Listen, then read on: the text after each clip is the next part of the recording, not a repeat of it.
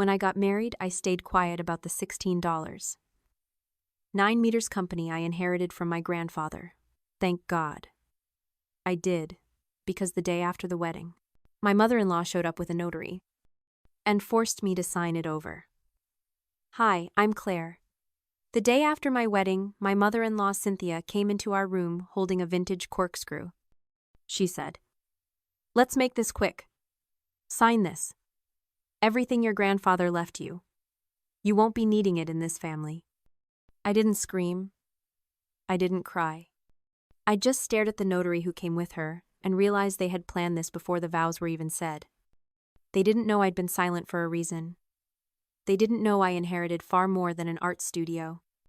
And they had no idea what that silence was about to cost them. Drop a comment and let me know where you're listening from and what time it is for you.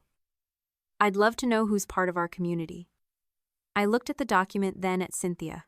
Her smile was painted on perfect and bright. The notary just stared blankly at the wall behind me. "This looks important," I said, my voice quiet. "I'll need my attorney to review it first." Cynthia's laugh was light like wind chimes. "Oh, sweetheart, an attorney. It's just a family formality. We're all on the same team now."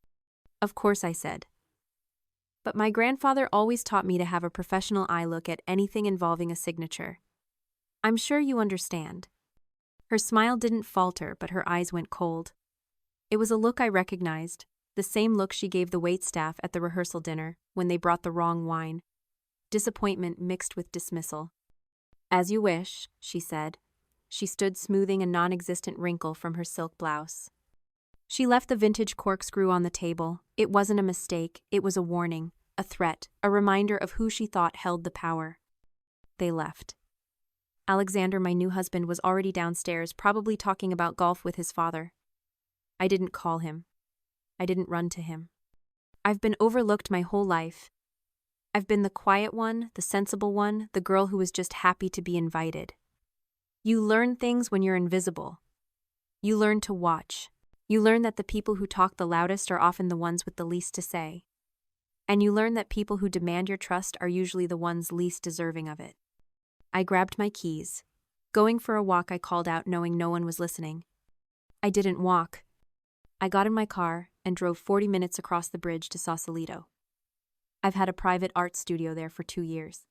My family and Alexander thought it was just a small, dusty space where I managed a few art sales online. A little hobby. They never bothered to ask for the address. I let myself in the smell of turpentine and old books settling around me. This was my safe house. My real office. I sat at my desk, logged into the terminal, and bypassed the simple portfolio website I showed my family. I entered my credentials into the real portal, the Thomas Art Endowment Fund. My grandfather hadn't just left me an art collection. He'd left me a private investment fund worth millions disguised as a sleepy nonprofit. My hands were steady. I wasn't angry. I was awake. I opened the wire transfer protocol. I typed in the account number for the Contingency Trust in Delaware, a shell corporation my grandfather's lawyers had set up for me on my 25th birthday. Amount $4.5 million. I hit enter. A small loading icon spun, and then transfer complete. I had just moved every liquid asset out of the main fund. The fund that Alexander knew about, the one he thought was our little nest egg. The one Cynthia was already trying to get her hands on.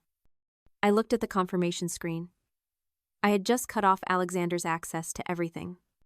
They thought I was a pawn in their game. They didn't realize I was the one who owned the board. I sat back staring at the transfer confirmation.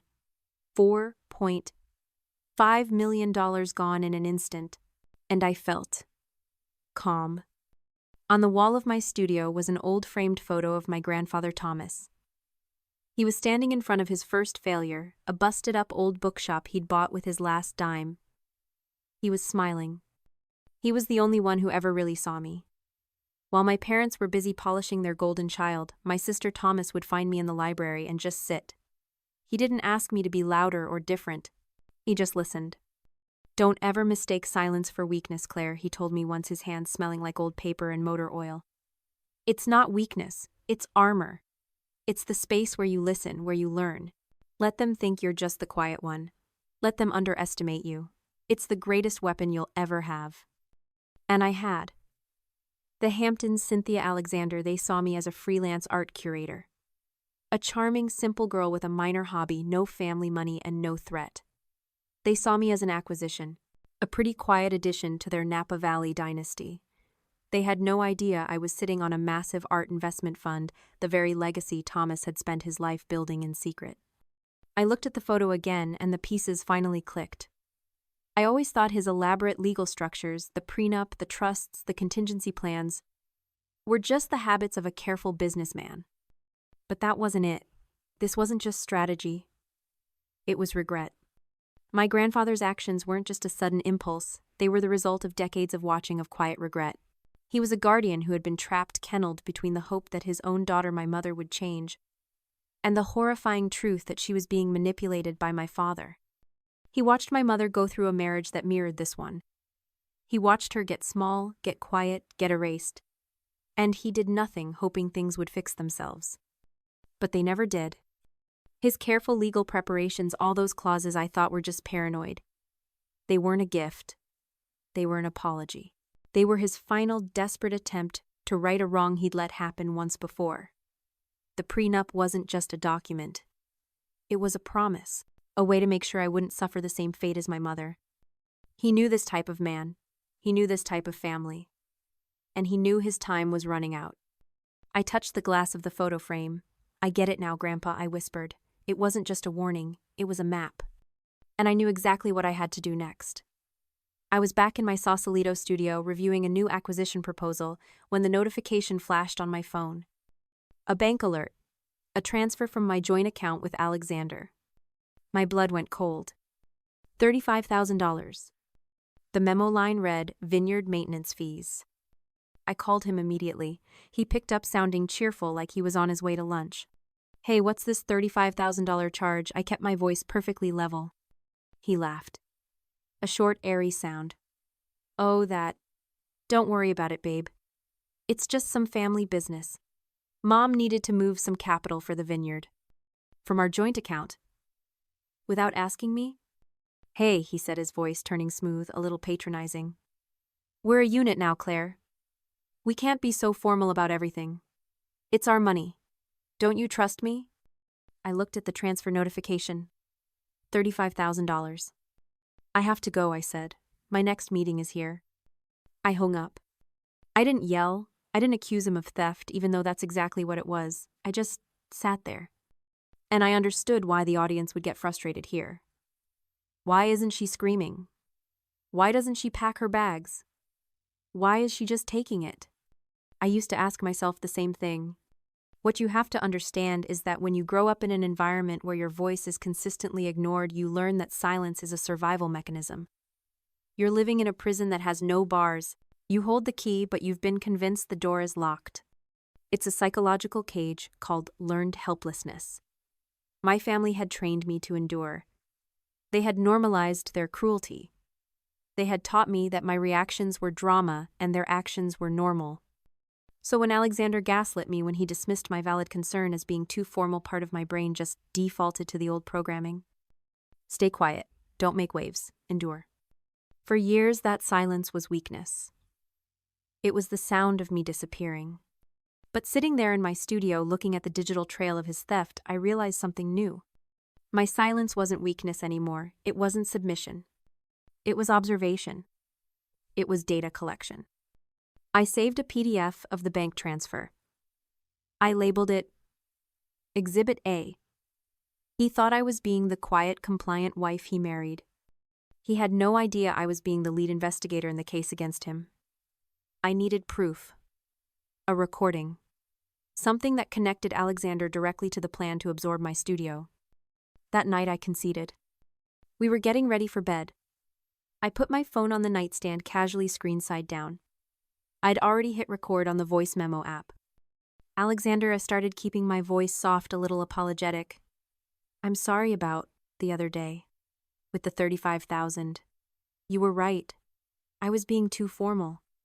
He looked surprised, then smiled, that easy, confident smile that had charmed me in the first place. "It's okay, babe. I told you we're a unit. I know, and I've been thinking about the Heritage Trust, the one Cynthia mentioned. I watched him. He didn't tense. He just looked interested like a predator seeing its prey walk calmly toward the trap. Yeah. I want to understand, I said, playing the role of the confused, simple wife. Why does my little studio need to be part of it? It's not worth much. It seems like a lot of paperwork for nothing. He laughed a gentle, patronizing sound. He sat on the edge of the bed and took my hand. Oh, Claire. It's not about the studio's value now, he explained, his voice. The one he used when talking about complex finances I supposedly wouldn't understand. It's about consolidation. It's for tax benefits. When we merge all our assets under the Hampton Family Trust, it simplifies everything. It protects us. It protects our future. So, the plan is to merge my studio into your family's trust? I asked, feigning innocence. Exactly. It's just cleaner. It makes the whole estate look stronger for investors. Don't worry your pretty head about the details. That's what I'm here for. He kissed my forehead. Now come to bed. We're a team, remember? I remember, I said. I waited until his breathing was deep and even. I stopped the recording, labeled it Exhibit B, and uploaded it to the secure cloud. The next morning, I was at the law offices of Gregory and Price by 9 a.m. Gregory, my grandfather's old lawyer, was exactly as I remembered, kind eyes, steel spine, and an impeccably tailored suit. He'd been expecting my call. Claire, he said, ushering me into a wood-paneled conference room. I was wondering when you'd be in. I didn't waste time. I played the recording. Gregory listened, his face impassive. When Alexander's voice finished explaining the tax benefits, a slow smile spread across Gregory's face. It was not a kind smile. He did it, Gregory murmured almost to himself. He actually did it. He turned to his credenza, retrieved a thick leather-bound document, and laid it on the table. It was the real trust agreement, the one Thomas had signed. Your grandfather was a brilliant man, Claire. He was also a deeply mistrustful one, especially after what happened with your mother. He flipped to a section marked Article 4 Contingency Protocols. He called this the poison pill clause, Gregory said, pointing to a dense paragraph of legalese. He anticipated a situation just like this. He knew someone might try to consolidate your assets through manipulation. He translated the clause for me. Any attempt by a marital partner to fraudulently merge, co-opt, or absorb the assets of the Thomas Art Endowment using coercion or false pretenses immediately triggers this clause. Triggers what I asked. Gregory's smile widened. A full, independent, and immediate audit of the Hampton Vineyard and estates. I stared at him. How? Thomas loaned Cynthia's father a significant sum about a decade ago. A private loan to save the vineyard from bankruptcy. They never paid it back in full. Your grandfather held the note, and now you hold the note. He tapped the recording I'd just played. Alexander's explanation isn't just patronizing Claire. It's fraudulent misrepresentation. And he just triggered the audit that will expose them. He thinks he's playing chess. Your grandfather already tipped over the board. Gregory leaned back, a predator who just heard the trap snap. Claire, this is better than we hoped. Fraudulent misrepresentation is strong, but it's still his word against yours. What we need is an act. The $35,000, I said, the pieces clicking into place. Exactly, Gregory replied. My forensic team is already looking into that vineyard maintenance fee. He didn't have to wait long. The call came the next day. I was back in my Sausalito studio sketching. Gregory's voice was sharp, energized. We got it, Claire. It wasn't just a transfer. It was a laundromat. I stopped sketching. Explain. The $35,000 hit the Hampton Vineyard's main account at 9:02 a.m. At 9:03 a.m. Exactly 1 minute later, $35,000 was moved from that account to an external holdings company. And at 9:05 a.m., it was transferred again, landing in a private offshore account in the Cayman Islands. An account that belongs solely to Cynthia Hampton. It wasn't a fee. It was theft.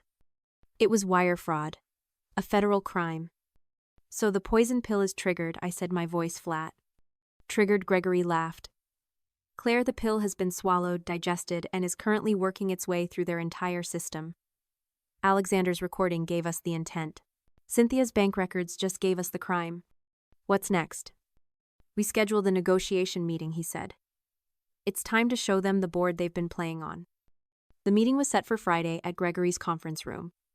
Cynthia and Alexander arrived at 10 o'clock, sharp flanked by their own high-priced lawyer.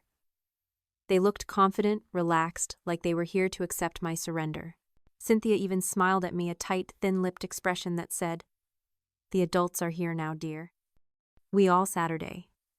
Their lawyer started. My clients are prepared to discuss the consolidation of the Heritage Trust provided that. Gregory held up a hand. We're not here to negotiate. He slid two thin, identical blue folders across the polished mahogany table. One for Cynthia, one for Alexander. File number 1, Gregory said, is a full forensic report from my accounting team tracking the $35,000 transfer. It follows the money from your joint account to the vineyard and ultimately to this offshore account in your name, Cynthia. We've already confirmed with the bank that this account has no connection to the vineyard's business operations. The district attorney's office calls that wire fraud. It carries a rather hefty prison sentence. Alexander's smile vanished. He looked at his mother. Mom, what is he talking about? Cynthia's face had gone pale, but her eyes were still furious. It's a misunderstanding. A bookkeeping error. Then you won't mind file number 2. Gregory continued tapping the second folder. This is a copy of Claire's prenuptial agreement. Specifically, Article 4, the poison pill clause. He explained it. He explained that Alexander's recorded attempt to consolidate my assets combined with Cynthia's bookkeeping error had officially triggered the clause. Which brings us to the audit, Gregory said. The full independent audit of Hampton Vineyard and Estates as required by the poison pill clause to reclaim the outstanding defaulted loan now owned by Miss Claire's endowment. That's when Alexander finally understood. It wasn't about my little studio anymore. It wasn't about my $35,000. I wasn't just threatening Cynthia's freedom. I was threatening his inheritance. The vineyard, the estate, the entire Hampton legacy. You can't, Alexander stammered, looking at me. Claire, that vineyard is my family's. It's everything. Which brings us to the offer, Gregory said, placing a third document on the table. This is a consensual divorce agreement. It's very simple. Claire waives all claims to any Hampton assets. In return, you both waive all claims to the Thomas endowment and any of her private holdings. You walk away with your vineyard for now. She walks away with what's hers. And if we don't sign, Cynthia hissed. If you don't sign, Gregory said, this wire fraud report goes to the DA by noon, and the audit of the Hampton vineyard begins Monday morning. I can assure you, with what we already know about that defaulted loan, your vineyard will not survive it. You have 1 hour. Cynthia started to speak, to fight. This is extortion. You can't. Sign it. Alexander's voice was a low growl. He was staring at his mother, his face a mask of pale fury and dawning realization. What Cynthia said stunned. Sign the damn paper, Mom, he yelled, standing so fast his chair screeched against the floor.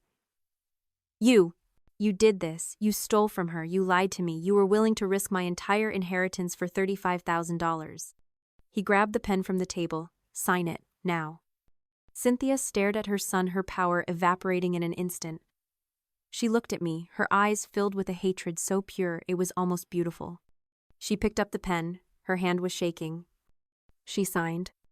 Alexander signed after her, his hand moving so fast he almost tore the paper. Gregory took the document, reviewed the signatures, and nodded. Good. The wire transfer of $35,000 plus interest back into Claire's account will be completed by end of day, or the deal is off. Alexander didn't even look at his mother. He just stormed out of the room. Cynthia sat there for a moment, defeated. Then she stood, straightened her jacket, and walked out without a word. The door clicked shut. I let out a breath I'd been holding for my entire marriage. It's done, Gregory said, handing me a copy. I looked down at the signatures. Checkmate. The divorce was finalized on a rainy Tuesday. No courtroom drama, just the quiet, anticlimactic signing of papers. Gregory handled everything. Alexander and Cynthia were already drowning in the legal fallout of the audit, their vineyard empire being dissected by forensic accountants. I heard they had to sell off 2/3 of the estate just to cover the defaulted loan. I didn't feel triumph, I just felt quiet. I was free. I took the old heavy iron key my grandfather Thomas had given me when I turned 21. He'd called it the key to the real vault. I drove to the one place he loved most, a place my family had forgotten. Not a bank, not an office. An old boarded-up bookshop on the east side of town. The lock was stiff from disuse, but the key slid in and turned. Inside, it smelled like old paper, cedar, and thyme. Dust motes danced in the single beam of light from the cracked window. And there, tucked beneath the counter, exactly where he said it would be, was a letter. His familiar, sharp handwriting was unmistakable. Claire, it read, "This isn't an inheritance. This is a mirror. Don't build what they expect. Build what reflects who you are." I looked around the dusty, beautiful, broken room and I finally understood. My new family, the Hamptons, they were obsessed with the justice of punishment. Taking, tearing down, focusing on the past. But my grandfather, he taught me about the justice of the sower. The kind of justice that doesn't care about revenge. It only cares about building the future. My real victory wasn't watching their vineyard fail. It was this. I started cleaning. I bought paint. I put up shelves. I turned that old forgotten bookshop into a free community library and a small gallery for local artists who couldn't afford a space in Sausalito. This was the true legacy. Not the money they tried to steal, but the value I was choosing to create. They wanted to win a battle. I was busy planting a garden. My grandfather taught me that silence is for listening. What's the most important lesson a mentor taught you that you didn't realize until the moment it saved you?